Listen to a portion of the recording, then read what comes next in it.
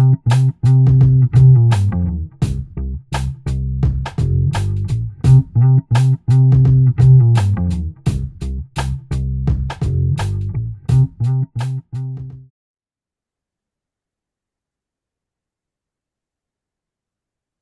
morning. Hey Adam, how are you, man? Good. How are you? Good. Can you hear me okay? Yeah, I can. Yeah, my computer, it's weird. For some reason, its internal mic is not so great. So when I go without the headset, it's a little off or a little All low for right. people. So Sounds fine. A little slightly muted a little bit, but barely. So all in all, it sounds good. I can turn up my volume that way, see if that helps. Yeah, that sounds good. Great. Can How you, you, how are you? good. Can you turn down on your end a little bit? Oh yeah, yeah, maybe it's loud. Because it's kind of blowing me out. But that, Oh yeah, yeah.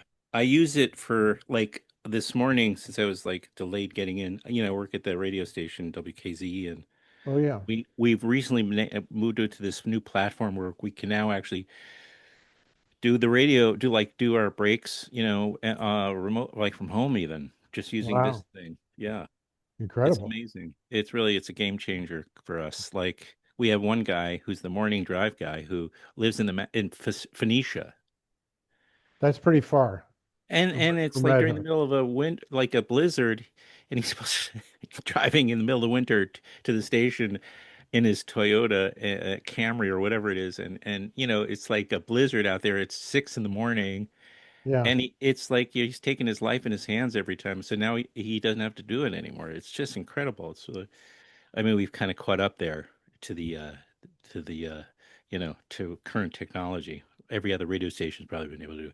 Anyway, well, thanks for doing this. Is this better, by the way? Let me know. Yeah, you are. And I Okay. love KZ, by the way. We moved up to the Hudson Valley in 2000, well, really 14. I closed on the house on January 1st, 2014. Hmm. Um, and KZ was one of the first things I found in the car driving around, Oh, that's So cool. yeah, I've always loved it, and your tastes and mine are actually aligned. Like I was listening to your show probably either yesterday or the day before, and you'd actually picked one of my favorite cuts off that Colvin and Earl record, Tell Moses. And Yeah. I love that song. They're both friends of mine, and I love that song so much. So, Yeah. I've been in love with Sean Cole. Well, I could have said Steve Earle and gotten a laugh, but well, I love them both, and Earl's politics and Colvin, and I was once on a one of those cruises, music cruises that I just did because she was on it, and a much less known Brandy Carlisle, but and I just got to see her and Emmy Lou and all these people, and I got to see her play over and over Sean Colvin, and it was I think she is one of the best guitar, like just her guitar playing alone is so oh, stunning. sure. Well, and her songwriting, especially the stuff she wrote with Leventhal, I mean, Oh yeah, those things are just, they're timeless. They're just going to right. stand the test of time. I met her Oh, before it kind of happened for her because really? yeah, I had some friends in New York who had a show off Broadway called Pump Boys and Dinette. Oh, I remember that. Well, sure, sure. Yeah. And Loudon Wainwright replaced Jim, the guy who actually wrote the part. And Loudon and I were already friends. And the guy who was the producer of the music was a guy named, or really the music contractor was a guy named John Miller, who I was buddies with. And then the woman who was playing drums in that show, Debbie Monk, and I've known her since I was 19. Hmm. But Sean came in and replaced Cass, the woman Oh, who originated the role. And this was before, I think it was even before she made her first record. possibly, yeah, yeah. And Well, I she was was, lucky. Yeah, go ahead. no, I was just saying, she was Yeah, already hanging around that folk scene. So I met her back then, like yeah, probably, I mean, she was probably 22 years old then, 23 yeah, years old, something like that. yeah. Kind of like had a whole punk. It's hard to imagine, right? Because she's just known as this folky type, but she almost had in those early days, like kind of almost like a punk attitude. She was really kind of had edgy, I thought, when I look at some videos from way back. Yeah, and if you met her on the street, you might not think she could do what she can do, if you know what I mean. Yeah. But all of a sudden, she like opens up and starts to play and starts to sing, and it's one of those like, whoa, Are you okay. she can't. I can't get through that song "Trouble" without tearing up. I mean, it's just so beautiful. Yeah, she's I gifted. play it all the time. Yeah. Yeah. What a lucky position to be able to play those songs. But I appreciate that you caught that because that is a great album. Kind of under appreciated, maybe. I don't know. Well, It's hard to say. it kind of blew my mind that they made a record together. Yeah. And I know Steve well enough to know that it's pretty hard to get a word in edgewise. So I mean, she must have been really like in bodhisattva mode the whole time they were putting that together because he can talk a mile a minute. So Yeah. it's really interesting to me because it really they're so good together and those songs are just great. So I can't remember. I'm assuming they toured, but I didn't. I wish I had gotten to see them if they yeah, had. I didn't. I don't know. Steve's Mhm. actually playing, I think, Town Hall Friday night, Oh actually. yeah. Yeah, if I remember right. Yeah. I just saw her last year at the Mahawi, Great Barrington, Oh yeah, sure. with Rodney Crowell, and that was she again. I was just like hadn't seen her in quite a while, but and I know she's had her challenges, with and she's outspoken about mental health, which I really appreciate. But she was in top form. Well, Amazing to watch her. and he's Yeah, another legend, Crowell. I mean, yeah. those like the footage of him with Steve Earle sitting around a table I playing haven't seen it. guitar with Guy Clark, Right. and Yeah. and all those guys from Texas back in the Mm-hmm. day. Mm-hmm. I Um, love it. yeah, and Lyle, all Mm-hmm. those guys. I mean, I love all that stuff. I live for that stuff. I really do. Yeah. Yeah. I know you're musician as well, so and it comes you're able to tap that in the movie Breaking the Well, Rain. yeah, I'm not sure I'm a musician. I'm pretty sure Yes. I'm what guitar players call a guitar owner. I kind of put this out there signaling a little. I don't know if you but I've been playing all my life too, so it's for me I'm in I just feel very fortunate to be working in this up here where people love music and there's so many amazing musicians up here. It's Oh, just I know. and I get one of my gigs is at the station is I get to invite people in to do interviews to promote shows they're doing up here and it's like I somewhere early on it occurred to me what a gift I had like just to be able to support what they're doing, Well, you that's a know. good attitude to have, man. I mean, it's good to be grateful. You know what I mean? Yeah. Yeah, yeah. It's good. Well said. Very almost Buddhist type of thing to say there. I'm almost a Buddhist, so that's I've heard. Yeah. surprising. Was that what brought you up here originally or to the Hudson Valley from the West Coast or Well, I actually grew up in Westchester County, and oh, when I was in high school, we used to come up and climb the gunks. And yeah. I was not a remarkable climber, believe me when I tell you. But there were some guys that grew up with that were. A couple of them, a couple of brothers, Arthur and Chris Mannix, actually went on to become guides at Denali in Alaska. But so I'd always been so this has always been on my radar, Hmm. and I split a lot of time between New York and LA. And then when Bonnie and I were married, we had a place in Marin. So it was a little sort of a little triangle around the country, if you know what I mean. But I always held this place as special. And I had some friends that started moving up here kind of either like right around 9/11 or just after, Hmm. Hmm. and then it became a thing where I would like go and crash at their pad and hang out. And so then in the back of my mind, I was like, man, I could really use this as a lifestyle.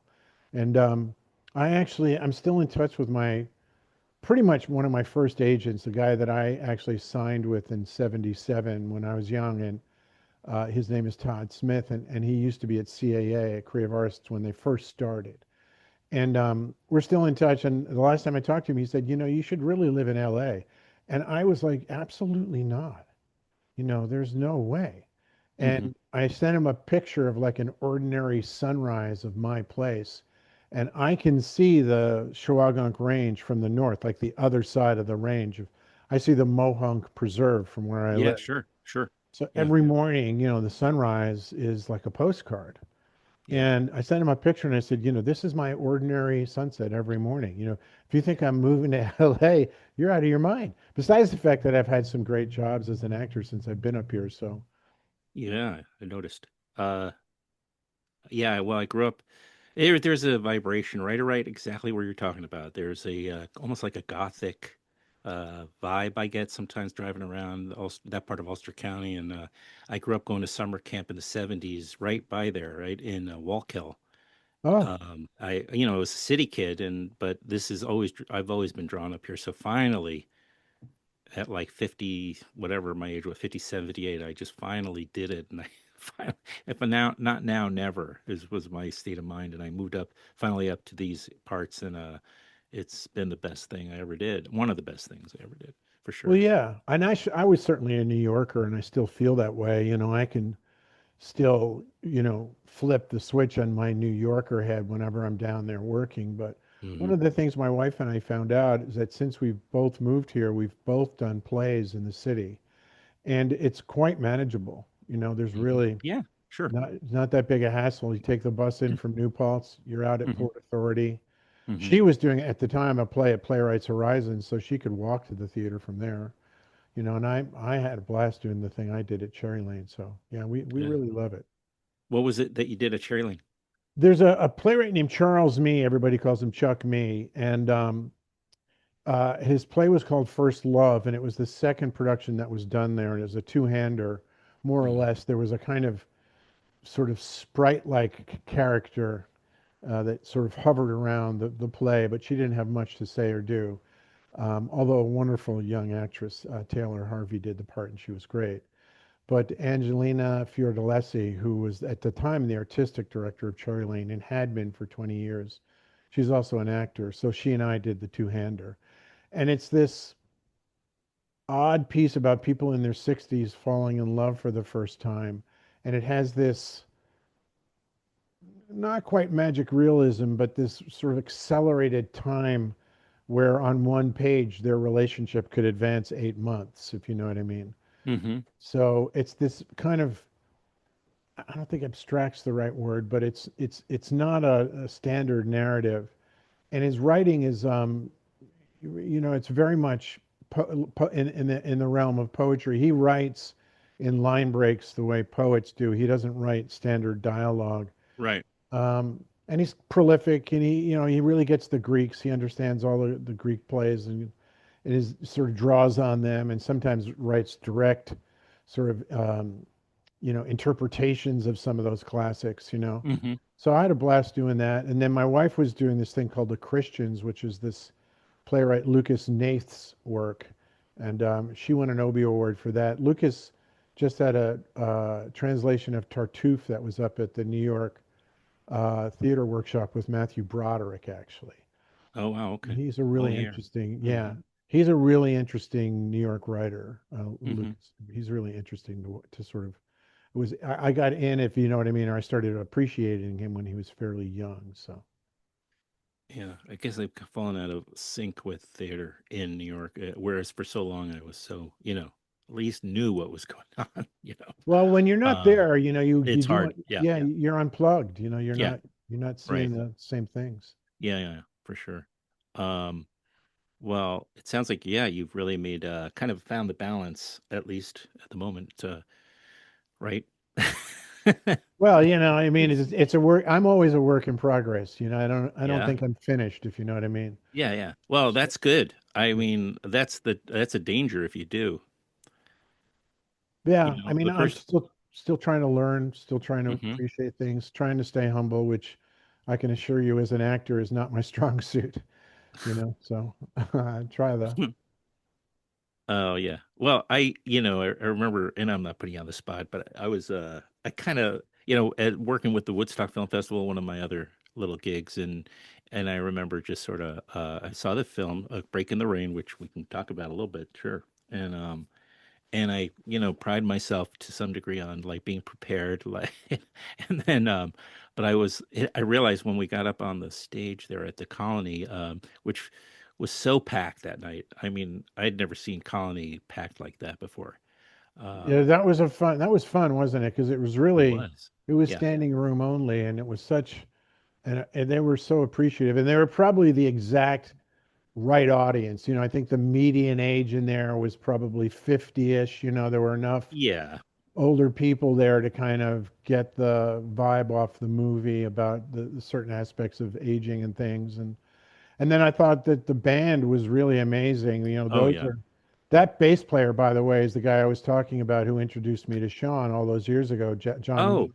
It's the same guy. Oh, okay. Yeah, so And I've known him all yeah, these years. So, and he plays with Don Scardino, who wrote right. the majority of the songs in the movie, along with Elizabeth, our female lead. Yeah, she's amazing. I got to talk to her a little bit later on the air because we had a little bit of a convergence with the radio station was at the festival on that Friday. So I think you were there opening. It was opening night. Um, but I remember just I had forgotten her character, A. Davis. I forgot her character's name, or I mispronounced a couple things. Just you side-eyed me, and I'm just, oh, do not let me piss off Michael O'Keefe.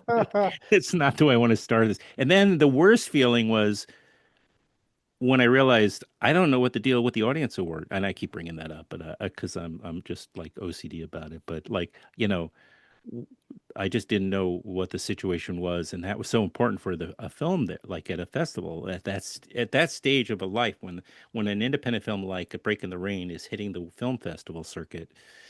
A thing like any award is such a feather in the cap, right? It's so important to Well, yeah, create buzz. we did get the Founders Award, so you can sort of take your, Yeah, give yourself a little break yeah, because we got I will. we got one of those trophies. Yeah, and Um, you came on here, so that means I didn't. it was a fun night. Yeah, I loved being there, and the Colony is such a legendary spot yeah. up here, and so many great artists have played there that it was really just a treat to go there and hang out and have a little Hmm. connection to it. Hmm. So you had history with Don Scardino, the director and the composer? I've known Don since I was 19 years old, and this is when we did A Break in the Rain, it's probably the fourth or fifth time that we've worked together. Right.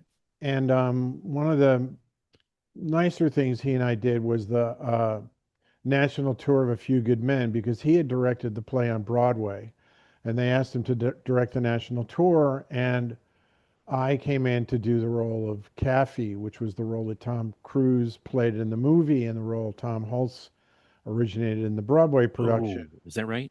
Yeah, and then a bunch of people did it on Broadway. I think um, Bradley Whitford did it. A couple other people did it. Hmm. Hmm. And then I loved that part, and I had actually read for it when they were doing the Broadway casting, and I relished the opportunity to do it. And so, that was when Don and I really kind of connected as actor director. That would have been in '92. And then I'm in his first feature film um, called wait, I just forgot the name of it. It'll come back. Me and Veronica with Elizabeth McGovern. And that was so much fun. We went to the Venice Film Festival with that, and Liz was Wow. incredible in it. And he had directed a television show I did. So we have a kind of shorthand and a way of understanding each other. Yeah. And what I told him when he offered me the part was that and especially at my age, I begin to appreciate how much of a leap of faith it is for directors and writer producers like his wife Dana, who wrote the screenplay.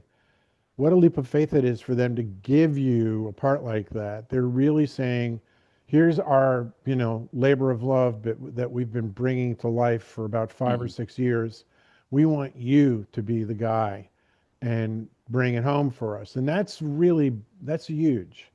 And I found that really inspiring. And so unfortunately I had some time so I could work on the guitar part, which Don had written, get really clear about dialogue so that when we were filming, and which we did up here in the Hudson Valley, like the family house where my family house, the house that I quote unquote renovated as that character, is in Modena, Hmm. Hmm. and we shot in the Colony, we shot Right. in Snugs in New Paltz. Oh yeah. We did a few of those. They actually converted something at the Burcliffe up in Woodstock for one of the Hmm. venues. So, that was really convenient for us to stay at home and be able to go to work. So all of that kind of fell into place. And because I had so much time to prepare, it really went by very quickly. And I wouldn't say easily in the sense that it was easy to do, but it was done easily. There was no, and the other thing that amazed me about Don in that movie was that he had a 20-day filming schedule, a 5-day week, meaning we had like 4 weeks to get all of that. And every time he would mention to me, yeah, we're going to get it done in 20 days, I wouldn't say very much, but in the back of my mind, I would be like, yeah, right. You're not going to get this done in 20 days. But he Amazing. did it. We never missed a day. They never had to push things over. The um, the DP and operator was a guy named Matthew Clark, who Don had worked with on 30 Rock. Hmm. And so because he'd worked in television for so long and done that single camera comedy work, he moved very quickly. So there was really very little kind of turnaround time between setups and he and Don had this, shorthand as well because they had done so much together. So, and then, when you get to a certain point with making a movie, and it's true with the TV show as well, the movie gods kind of rise to the fore and sort of support you. And Hmm. there's a kind of synchronicity that begins to happen. And if you need something, all of a sudden it shows up. Like the dog that they had hired to be in the film uh, dropped out 2 days before filming, and I like to tell people that he got a better offer, and Yeah, right. but I forget why he dropped out. But then there we were with 48 hours before filming without a dog. And so our producer, Matt Bennett, just went across the street to his neighbor and said, "Hey, Hey, this is a I, dog. I got a job for you and your dog. What do you think?" And that dog was great. Cleo was great. And his owner, her owner, I mean, Bob, was a great Uh, guy. And so things like that start to happen, like yeah, yeah, venues open up, people show up. So many of the locals up here were, got parts in the movie, which was fun to watch. Like Neil, the guy who owns the colony, he right. plays a doctor in the movie. So, those I loved that kind of thing. I would be thrilled to do something like that again. Yeah, no, I just saw another project which is going to be at South by Southwest, um, and they put Bruce. Is Bruce Milner your dentist by any chance? I don't know. He's so ubiquitous up here. He's Transcendentist, the That's the guy, Transcendental. Transcendentals. That's the guy. So Yeah. he's in this. He's in like a scene. I'm like, Bruce, what? He's not my dentist actually, and but I know him quite well over the years, and they advertise, but with us, but just that is so fun to see that, and it's only something that somebody who's already in that community could appreciate because who you recognize people like that, and Well, yeah, was it Every Mother's Son? Was that the name of the hit that they had back in the day? Was it that oh, the right, yes. I think that's what they're known for, that one hit wonder. Either the Bobcats or some other group. No, that was the name of the band or Yeah, yeah. Anyway, yeah, I Bruce's. remember. I because I his ads were one of the most ubiquitous things I heard on the radio when I first moved up here. Yeah, And then, right. ironically and synchronistically, he was at a Bonnie Raitt concert that I was at backstage. And she knows him somehow. So but Yeah, she's it doesn't she's one of the surprise me. most socially connected people on the planet. So that Oh, doesn't wow. really surprise me. Um, well, I do you know what the current I know you're not involved, obviously. Is it it's the film, is it still seeking distribution at this point? Breaking the record? Yeah, yeah. It's Okay. basically doing a film festival circuit. It's So still on there. Okay. yeah, so we did Woodstock, we did the Utopia Film Festival, which is a festival that Yeah. Eleanor Roosevelt started, and we won that. Then it went, Is she still working at the festival? This woman you're talking about? yeah, no, Here's to there, you, Mrs. Roosevelt. yeah, exactly right. Yeah, Yeah. yeah. If anybody, if we could use anybody to come back from the dead, it would be her. Um, Yeah, I should kick so some then MAGA ass. we went to Capri, Italy, and it was at the Capri Film Festival. Then it went to Essen, Germany to Wow. Snowdance Festival. I think it was called Snowdance, that one.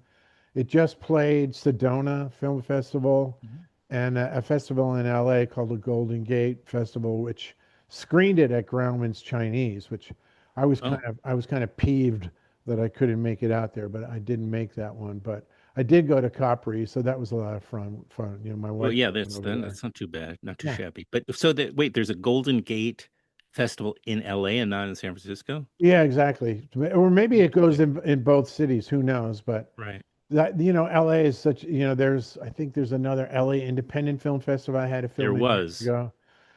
So there's always something like that happening out there. Yeah. Um, well, it's a I will play me. I don't even know if there's a trailer. Maybe there's a trailer. I don't know. I was gonna say we could play a part of that, like as part of this, but this segment. But you're in it, Elizabeth A. Davis. We mentioned S. E. Path. I'm reading, of course, off the website, so I don't miss anybody. Any of the main cast. S. E. Patha, rather Merkerson, Emily Yeah, Donohoe, and Will Chase, who also I've met Will a couple of times through the he's a local guy. So great guy, great singer. yeah, Really, he's a very talented guy. really, really great singer. So that was really we were lucky to get him in there. So we'll look for that, and hopefully, given that it was shot up here, it'll also screen up here, and then we can maybe do something on the radio where you could be on KZE. We can set up I would and be you and happy to do Don, that. I think maybe. if it gets the right kind of distribution, it probably would end up somewhere like at Upstate Films at Yeah, either that's what I was thinking. Yeah, or Saugerties or Kingston or Rhinebeck or one of those places. sure, yeah, that'll be fingers crossed for that because it's such a fun film to watch, and it's it's great to see you in such a great role. Um, I was watching, on Apple TV. Of course, you're also you have a supporting role on Your Friends and Neighbors, is which I have to question. Like, it's one of those cases where you're not that much older than the lead actor, and you're playing his father. It's one of those cases. Well, there's a lot of things come to mind about. I'm actually 17 years older than John. Um, and I wear some age makeup and I wear a gut to make myself aged. But when Brando, We want to emphasize that well, is prosthetics, when Brando, thank you so much. When Brando did The Godfather, he was 47 and Pacino was 33. right? So when I heard that, I was There's like, well, history. that's actually pretty much the same, age difference. Sure. So, and also, there's plenty of examples of fathers and sons that look more like brothers, which is pretty much what happens with John and I, when we're on camera together, because he's like 53 now, 52, something like that. Hmm. Um, but it's such a great gig for me because the writing is so refined and smart and funny. And this guy, Jamie Rosengart is Jonathan Tropper's partner. Tropper is really the driving force. He wrote the pilot, and he was a novelist. They actually made a film of one of his movies called "This Is Where I Leave You" with Jane Fonda and Adam Driver and I mean Jason Bateman and a bunch of other. Tina Fey was in it, and Corey Stoll. They all played a family of kids that came home to sit shiva for their dead father. And but so because he has this uh, I think, deep insight into the upper elite of Westchester County because he had lived Hmm. there and written about it a lot. I think he gets the irony and fallacy of that type of success right, and I think he punctures it in the right way as a writer. And because I grew up there and because I got out of there as quickly as I could, I kind of like to see the takedown. I think it's fun. Hmm. And I also think the other actors on the show, I mean, there's so many, Olivia Munn is so good, Amanda is so Oh yeah, good, Amanda yeah. Peet. I mean, it just goes on and on. Randy Danson, who plays this character who's essentially a fence for, this is a plot spoiler for John's character, who's involved in some illegal procurement of, Shall we say? Yeah. of different items, which he needs to sell. So that's just, and it was, just been a great gig for me. It's Oh, been that's great. a So lot of there fun. and there no undoubtedly there's a season two coming, and you're Season two's already filmed, and right, right. that'll come on in April. And Oh, season good. three is already greenlit, Oh, and nice. that'll probably start filming in April. Excellent. Yeah. Well, congratulations. for that. Do you mind if we can we talk a little bit about Robert Duvall since he's on everybody's mind these Yeah, days? sure, sure. And I have to tell you, just rewatched The Great Santini, a film that when it came out, 80, 81. To remind me what year? 1980. In 80. And I remember succinctly, I don't remember all the details about this experience, but my family went to see that movie Oh, because I wow. remember my parents just loved it, and you know, seeing it back then. And I don't think I had seen it in all this time. I may be mistaken, but I do know rewatching it, I was like, oh yeah, I remember how I felt after watching that, and in your character in particular, and the scene of Duvall like of him humiliating or trying to humiliate, your character. Uh, Yeah. and then I was just like that character that you played and maybe Timothy Hutton. For the age I was in 1980, at 16, 17 years old, seeing that performance and seeing Timothy Hutton in Ordinary People, I'd say those two really were like for me a really huge impact. Well, You Tim's know, performance in Ordinary People is exemplary.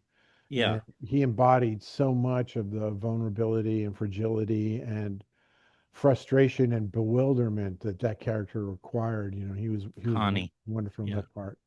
Um, and me, I got lucky, and there's a certain amount of um, unusual forces involved that brought me to that role because when I was first offered an opportunity to meet on the movie, I turned it down because I was not in New York at the time, which is where the meetings were going to be. And the travel back would have been a hassle. And frankly, I was young. I didn't have a lot of money. And I was like, I don't really even know if I can get myself to New York without going broke here.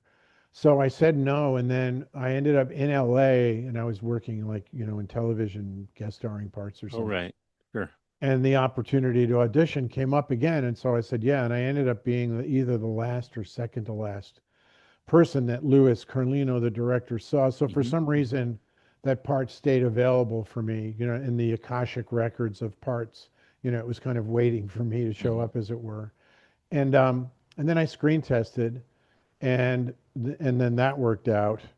Um, and then what I found out really from getting to know Pat Conroy, who wrote the novel the film's based on, and it's very clear in the book, that we kind of grew up in the same type of household, So the reason I was able to do the things I did in that movie was because I knew what it was like to have an alcoholic father. I knew what it was like to suffer the wrath of his, daily rage for whatever, reasons he could find to get, and he could, those types of dads can always find a reason to get PO'd, and probably their, yeah, most easy reaction to things.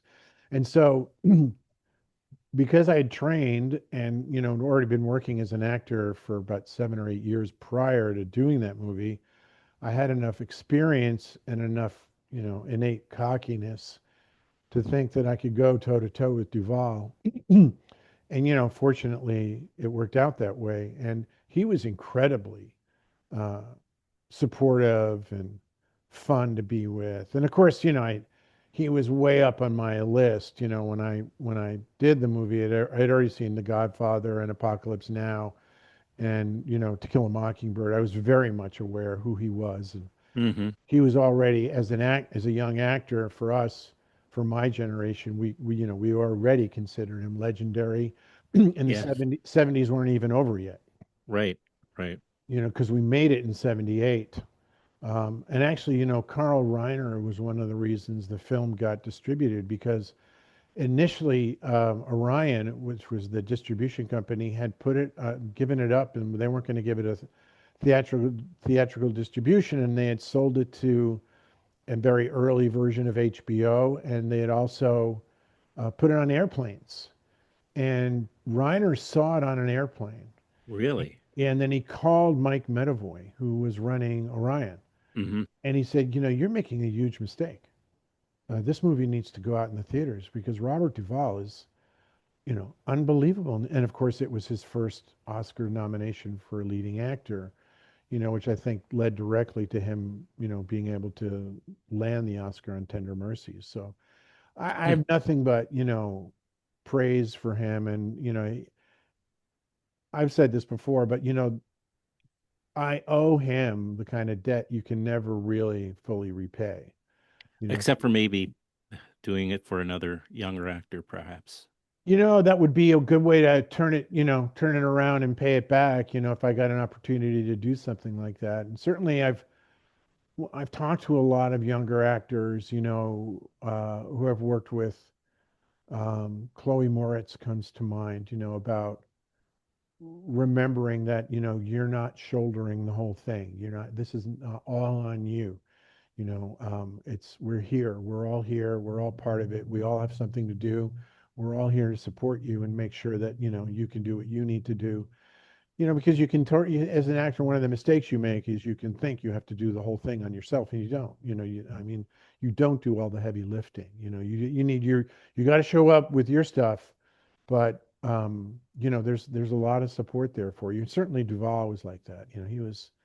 He's one of those miraculous actors who made it look so effortless, and he worked his ass off getting there.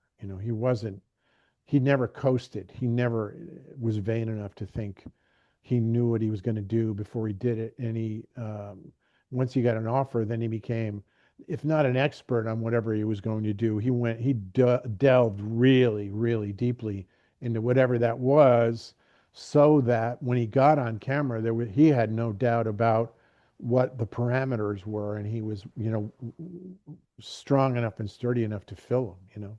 Yeah, he didn't. At the same time, unlike some of his compatriots or his um, peers, that he didn't wear it on his sleeve, like this kind of part of his, like his the technique, the work. Like he kind of probably wouldn't have felt comfortable trying to be too heady about it. He liked to be more like just straightforward and not get too much into the weeds about. That's my impression. Well, yeah. Unlike the Pacinos and a few of the others who really talked about technique and about their commitment to um, that part of character work and theater work. Well, one of the things he said to me when we were working together is he said he doesn't like to talk about acting too much because for Hmm. him, he said, you think plumbers that work together talk to each other about how great their plumbing is? Like, gee, Bobby, you really laid a great elbow joint over there underneath the No, but sink. maybe yeah, but So, maybe they do share, so they can benefit from each other's experience. I mean, there's well, the that. thing is, when you're really, when you're doing it, you certainly don't want to talk about how you're doing it. Hmm. Right. You Makes just want sense. to do it. And when you're studying, you have to talk about that. And he'd already paid his dues. I don't think he got that part in To Kill a Mockingbird until he was 30 or 31 years old. Right. Hmm. Which meant that he had been in New York plugging away, probably for a good 10 years, working in a post office, working in Macy's, sharing an apartment with Gene Hackman and Dustin Hoffman. I can't even imagine that scenario. Can you imagine? I But it can't. might be fun too. Yeah, well, how would you like to be their neighbor? Shut up. God, those guys are really loud.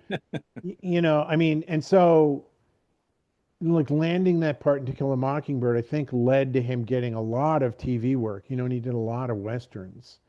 Yeah. Um, and he was quite a horseman. He ended up owning a horse ranch in Virginia, Mm. and would like bring his own horses to the films that he was making as he got more successful. Like go look at Geronimo, the film he did with Gene Hackman and Wes Studi, and he plays a scout for the U.S. Army, and look at him ride in that. Hmm. And I mean he's just effortless. He looks like he's in one of those little pods from Star Trek. He's just kind of gliding along with no balance whatsoever in his form, and the way he sits a horse, and it's a beautiful thing to watch. So he was the kind of guy that he was like that. If he was going to do something on camera, he knew what he was going to do. He knew how to Hmm. do that stuff.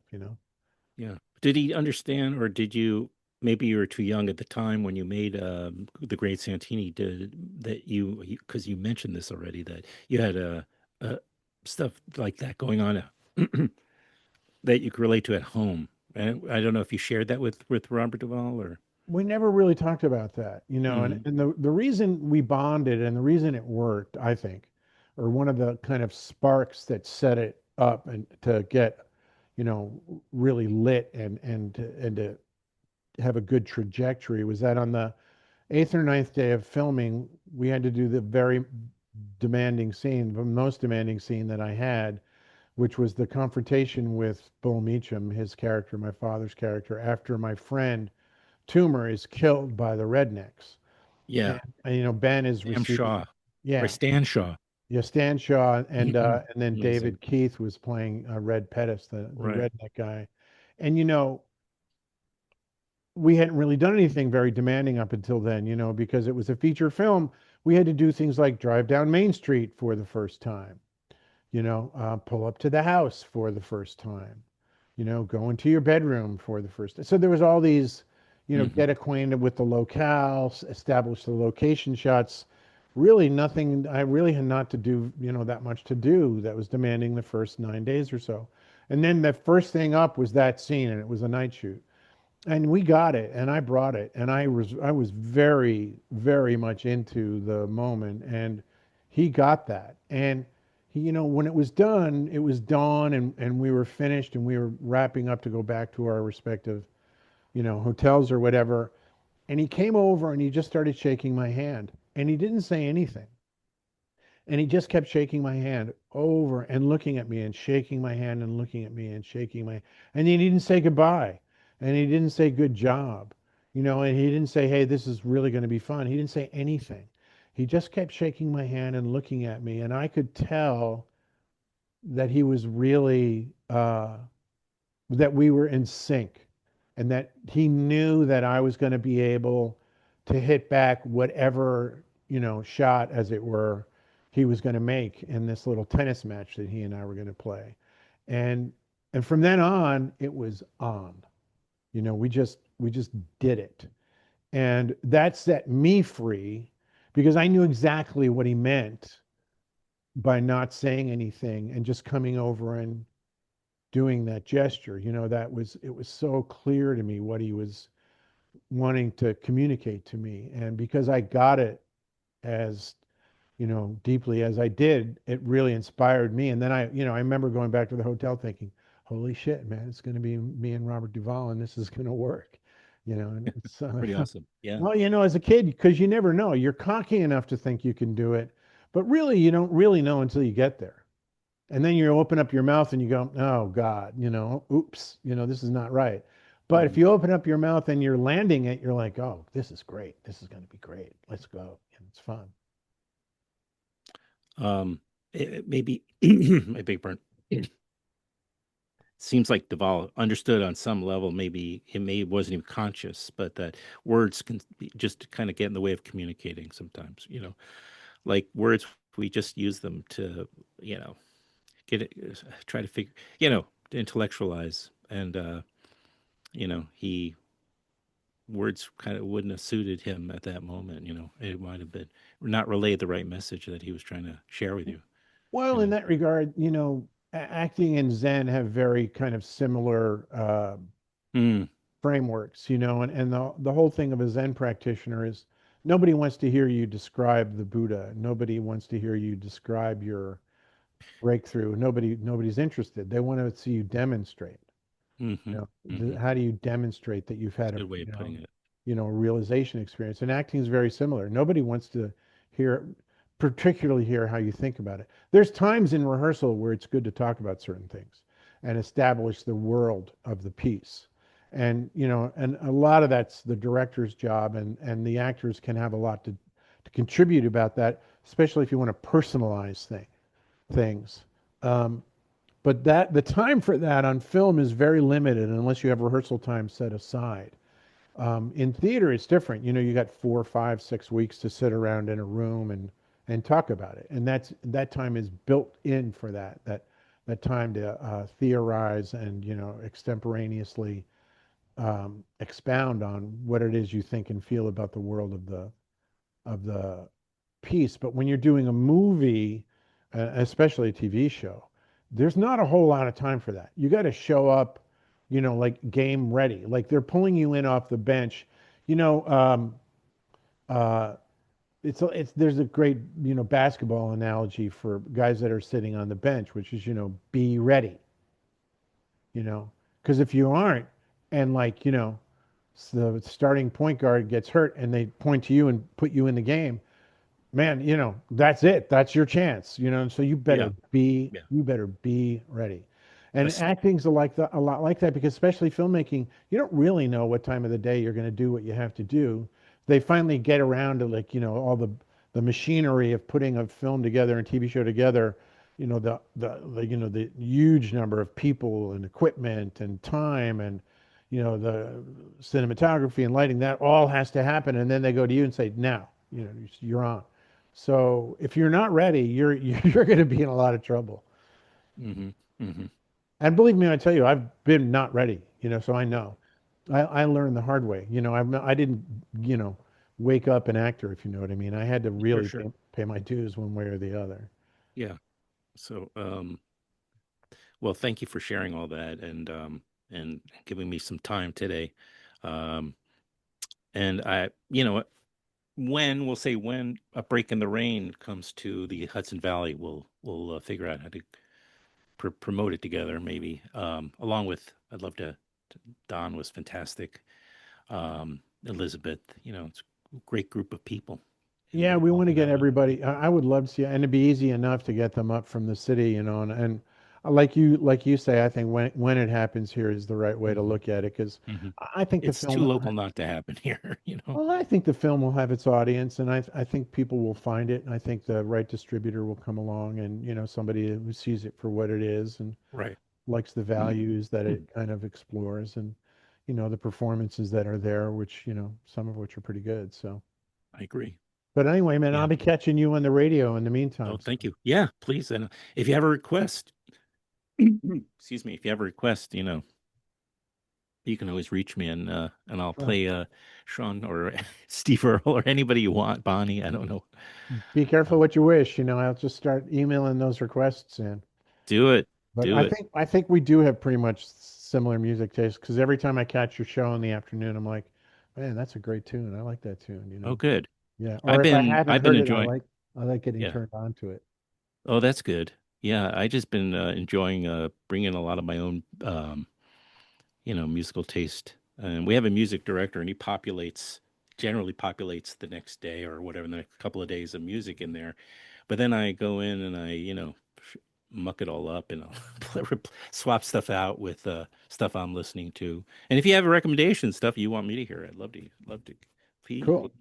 I'd be very, very gratified by that. Cool. All right, good. All right, Adam. Yeah, that was fun. Thanks a lot. All right, man. Take care. You too. Have a good one.